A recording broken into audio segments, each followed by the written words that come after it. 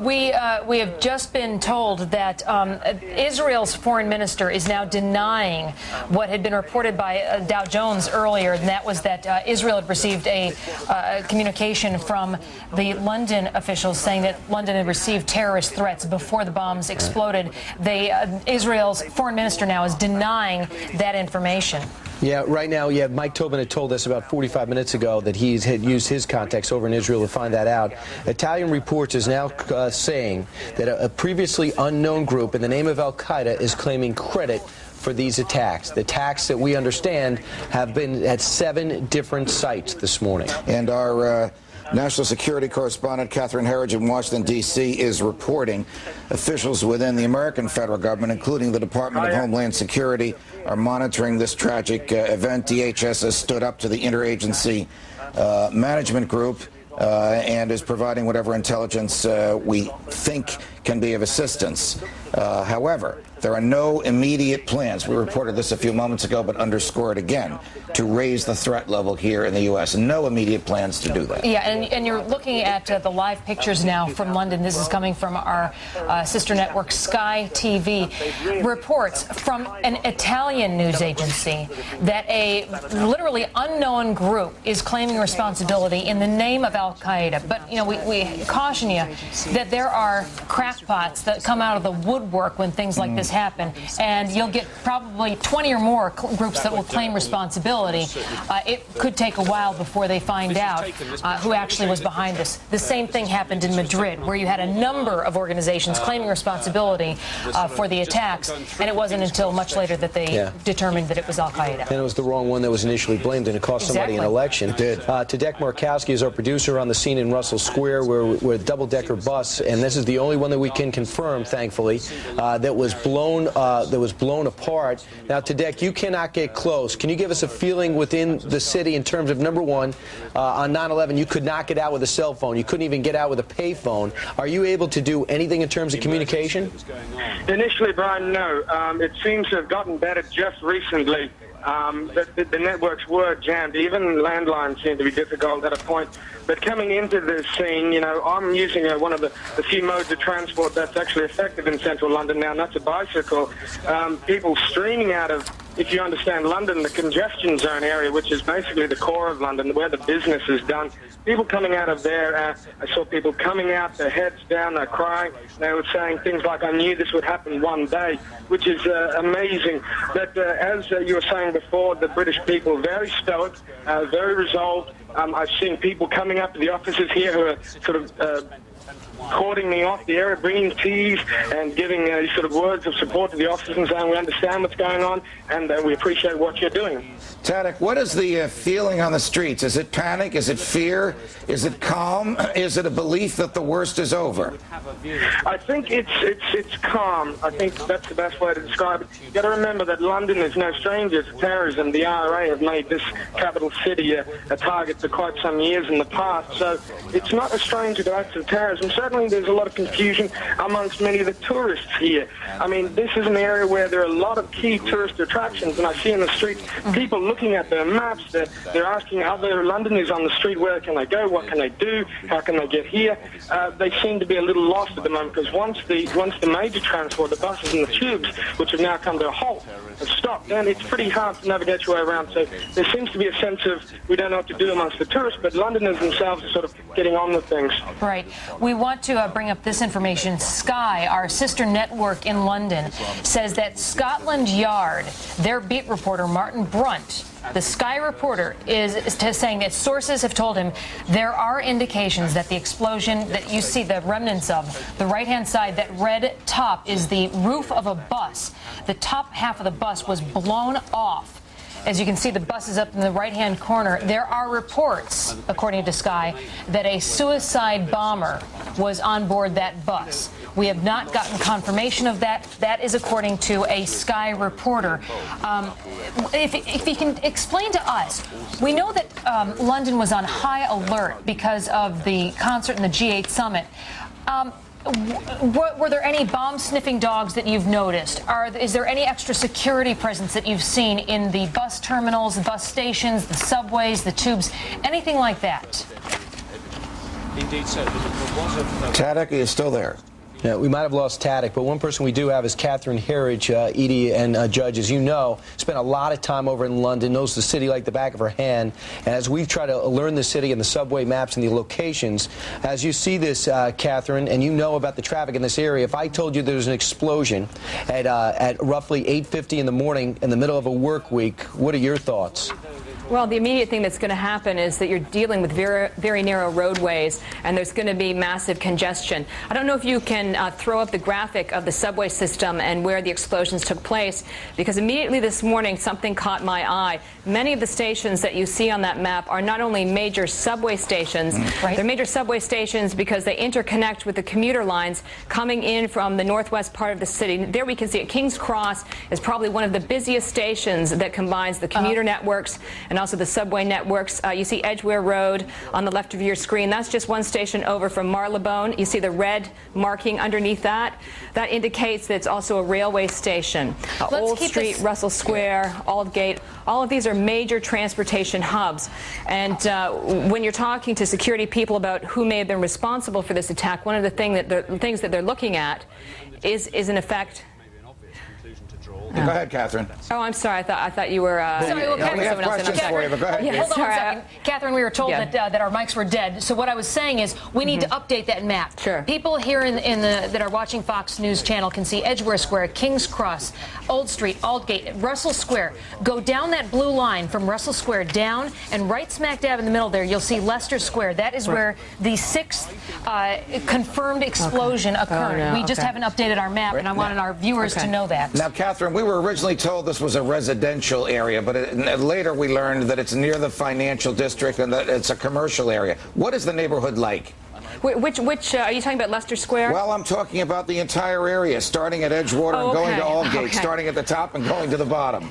Okay, Edgware Road, when you look at that sort of inner ring on the subway map, while that may look like it's the outskirts of London, that's really almost encompasses like a large metal ring, a very congested, highly built up area where you not only have commercial interests, but you also have residential areas. That area around Edgware Road would be a combination of commercial sites. There are a lot of graphic design areas and sort of more artistic areas around there, and that would be combined with those small brick London row houses, which are very typical that you've seen them on TV or either in the movies. King's Cross is somewhat more, I would say, industrial in the sense that you have so many rail lines coming into that area that while you do have some residential areas and some commercial, much of that is taken up with the rail yards that run to the north of King's Cross Station. Leicester Square, many Americans have been to as tourists. Leicester Square is really the central entertainment and theater district in London. It's where the big red carpet premieres have been. You will remember the video we've seen recently of Tom Cruise in War of the Worlds. That was in the heart of Leicester Square. That would be really a central area for tourists. And in the early 90s, when there were a lot of IRA attacks in London, a lot of them were centered around the Leicester Square and Covent Garden area. If you throw up the map again so I could see the other two blast sites, I may be able to talk about them in further detail. Thanks. Okay, Russell Square is a part of the city which is, they describe it as Bloomsbury. It's a big area of the city for printing and publishing. There are some residential homes there. It's also near the University of London, so you have a lot of students. And you also have, as I said, a number of publishing houses. Most of them are sort of small imprints, not the sort of big, sort of colossus office buildings that you would recognize here in the United States. Old Street and Aldgate, that's towards what's called the City of London, or the Old City of London. And what that really means is it's the financial district. They call it the City of London because, 1,000 years ago, that is where London was centered, on that part of the Thames. So that is an area where you have more larger high-rise or office towers.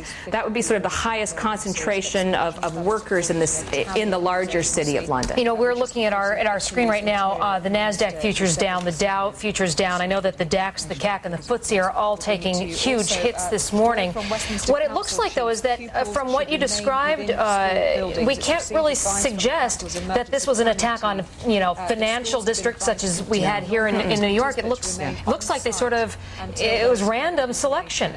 Max civilian casualties. This is really hit about as many different parts of Greater London as you could imagine. As you've noted, Edie, it's not only the financial district, it's also an area, you see Russell Square there on the right of your screen, that's an area where we also have a lot of university students. Up to the north, King's Cross, as I said, is slightly more an industrial area that's sort of considered getting up towards the north part of London. And then the far west of the city, Edgewater, Marylebone, some very expensive areas around there, but also sort of smaller commercial interests. It would be like hitting every single pocket of a city that you could imagine. There's great diversity in this. I think one of the things that will be, yeah, go ahead. Catherine, let's go to your other field of expertise, which is Homeland Security here in the U.S. What have you learned from your sources at Homeland Security has been the response, if any, of Secretary Chertoff and the Department of Homeland Security at this relatively early hour on the East Coast of the United States? Well, there's been a very quick and rapid response. Many of them have gone into the Department of Homeland Security headquarters here in Northwest Washington.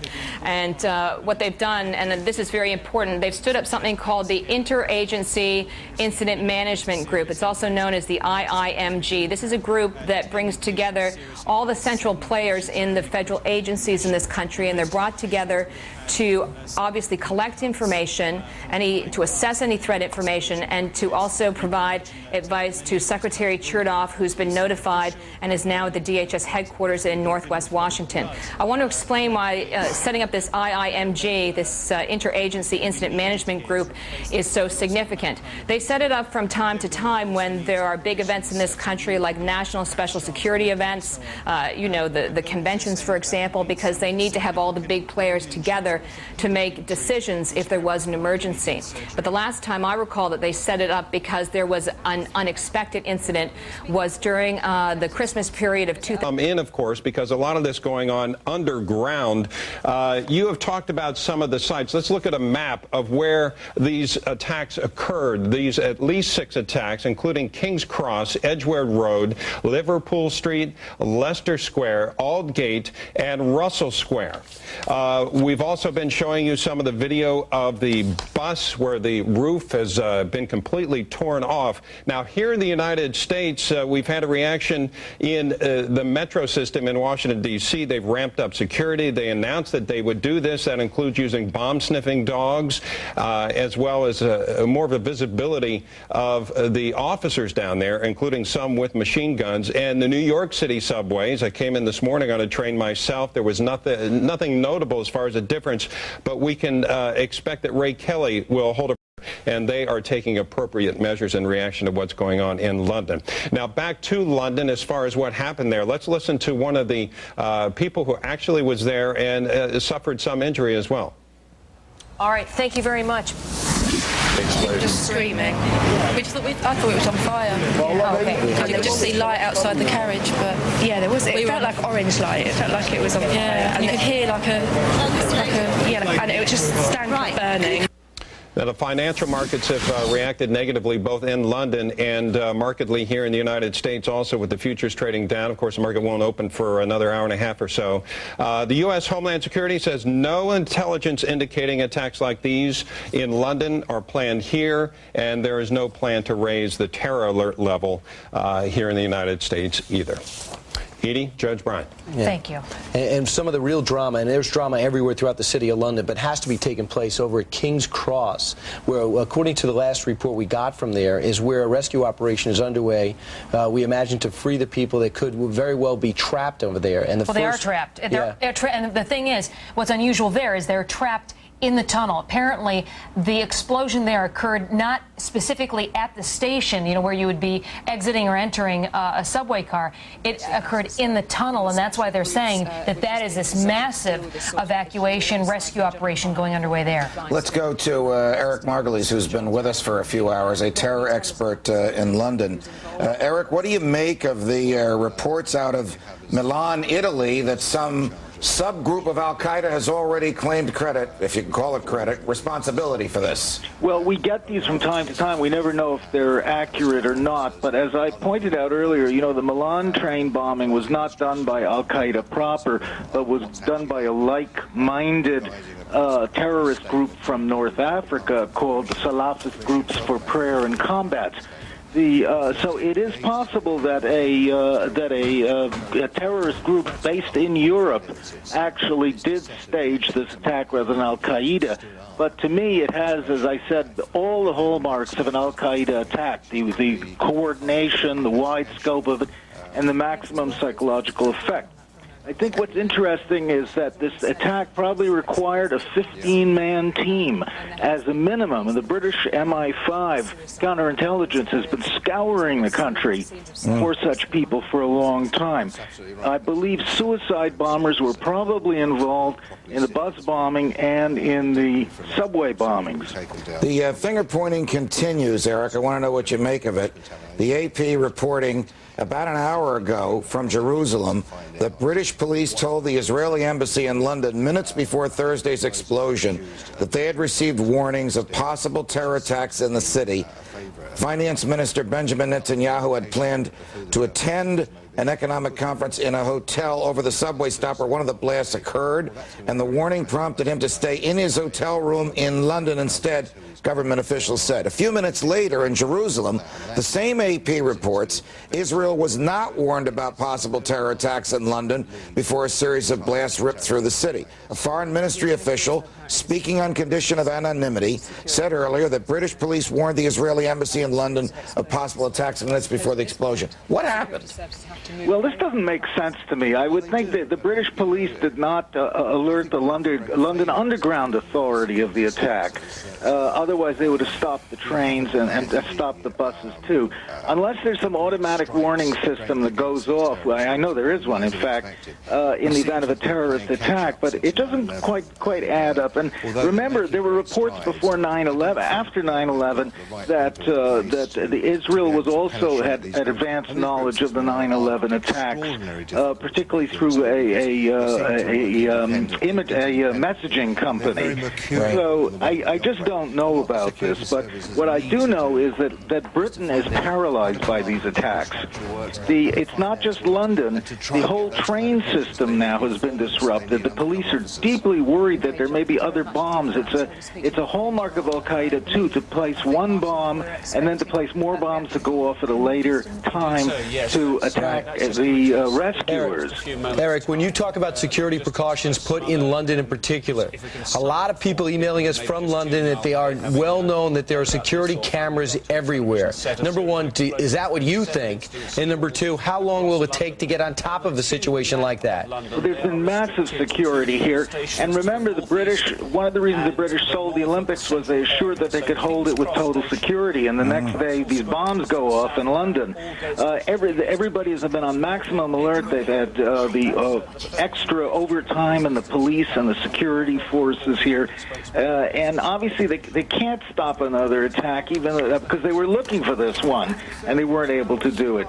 The confusion is going on here in London. The reports there was a bomb in Brighton. Heathrow Airport is being affected because nobody can get in or out of there now because of the transportation problem, and this is going to disrupt air travel across Europe and the Atlantic. Okay. I just want to say one thing to American viewers is that we've had no reports of Americans being injured. They should not be worried. The bombings took place on commuter lines where there are not very many tourists. Okay. Thank you very much. You're welcome. For the folks watching us right now, we can clarify some things, try to make some sense of this. And what we're going to do is put up the old correct map of the London system, the London Underground system. Okay. Okay, go through this.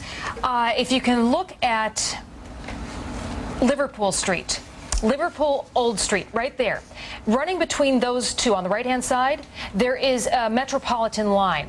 At 8:49 London time, and all these are going to be London time, 8:49, there was the first explosion occurred between those two spots.